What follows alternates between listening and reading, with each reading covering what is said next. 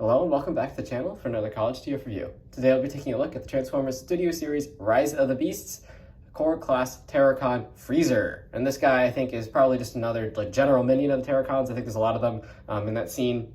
We see Primal ripping apart the Scorponok in the trailer, but definitely remains to see what actual role this guy will play. Maybe he could be like a standalone character, similar to some of the other little guys in the previous live action movies. But he does look pretty cool and pretty evil, so interesting to see how his character plays out. You can get yours now from All Time Toy Store. Check out the link in the description below. And as always, please remember to like and subscribe to the channel. Keeps these reviews coming. So let's get straight into the review. You do get, of course, this background Studio Series. It is a museum. You can see some sort of prehistoric dinosaur museum kind of thing. Got fossils and bones and looks like a T-Rex or a raptor in front there. So I'm sure we'll see that scene in the movie. Then you do also get instructions, and this guy does have three total modes, robot mode plus 2 different cannon modes, which are kind of interesting, but we'll get into those. And so that's what the instructions are for, obviously. And then you do get the box.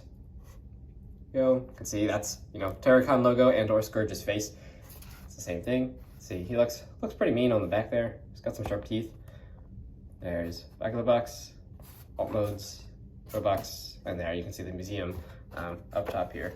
So there's the box. So that's boring. Let's get into, well done, but let's get into the actual robot.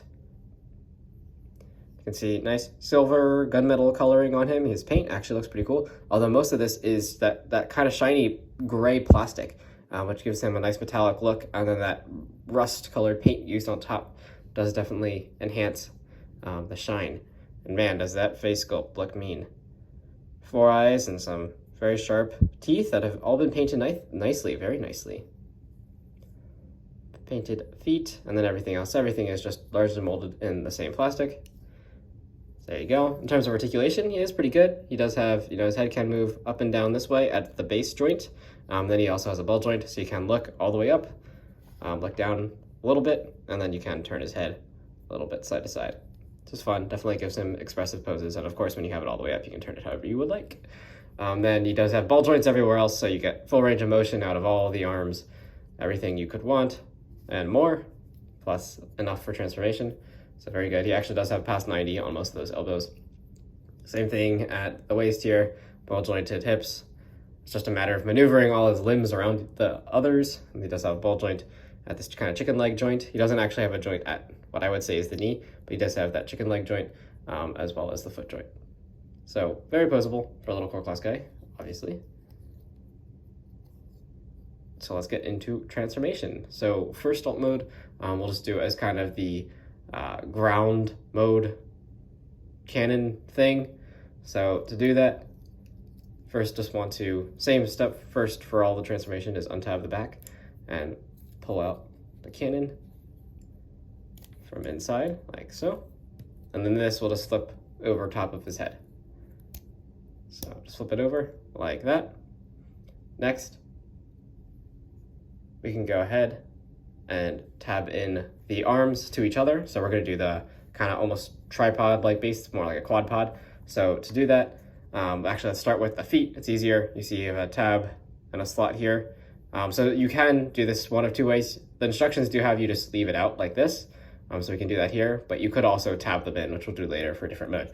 But anyways, for the arms, you want to rotate the front arm around, and you do see you get this tab. It's labeled R1, and it goes into the slot in that arm. So just maneuver all the joints around until you can get them to actually line up,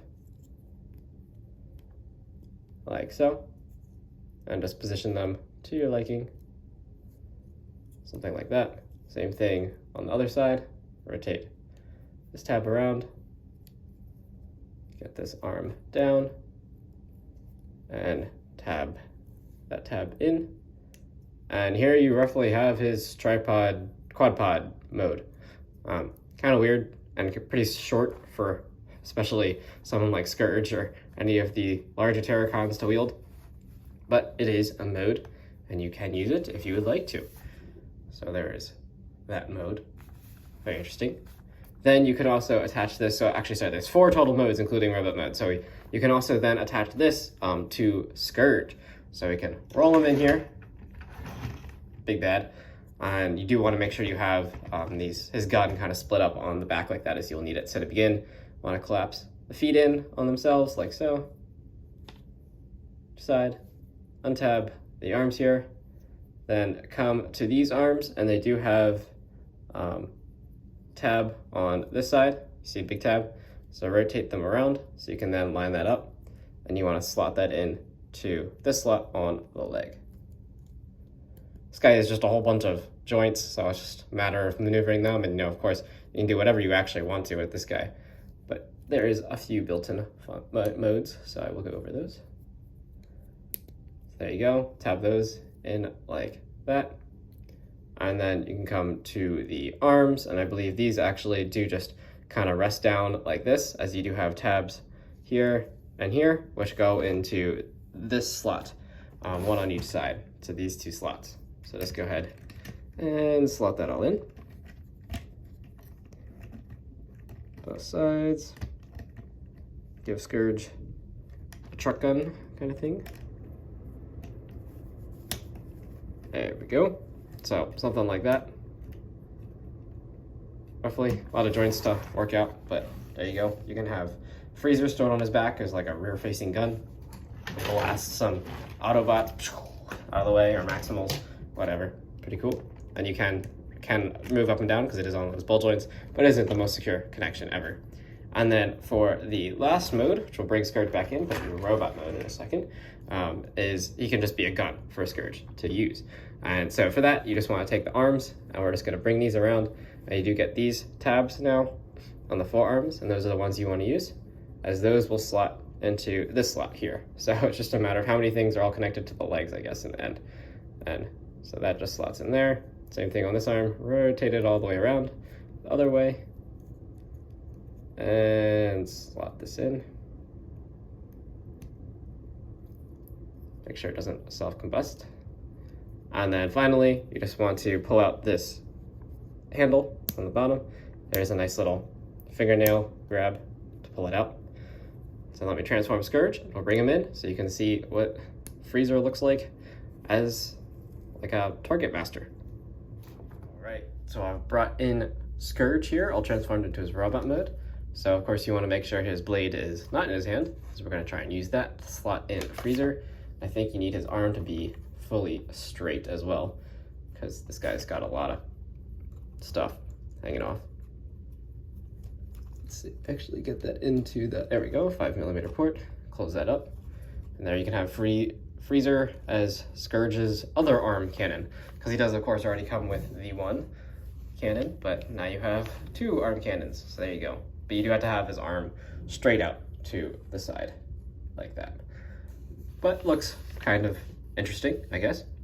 And his, Freezer's overall color tone does largely match Scourge in terms of that rusted, beat up appearance. So if you want to do that, you can do it. Definitely fun to play feature. They could include, because otherwise just having this guy not transforming me would be fine, but definitely more fun to have him with some features. And that his feet do also have 5mm ports as the heel spurs. So you could totally use that as well if you figure out a way to mount him up high enough for, someone like Scourge to actually wield as that quad pod cannon. But there you go. And if you haven't checked out my review for any of the other figures that have been released thus far, definitely check out those reviews, especially for this guy. This guy is, I think, one of the most fun I've had with the Studio Series figures in quite a while. Very, very, very excellent figure. All these Rise of the Beast figures thus far, Studio Series, are fantastic. So thank you for watching, and there's still plenty more reviews to come, so stay tuned, and I'll see you in the next review. See you then.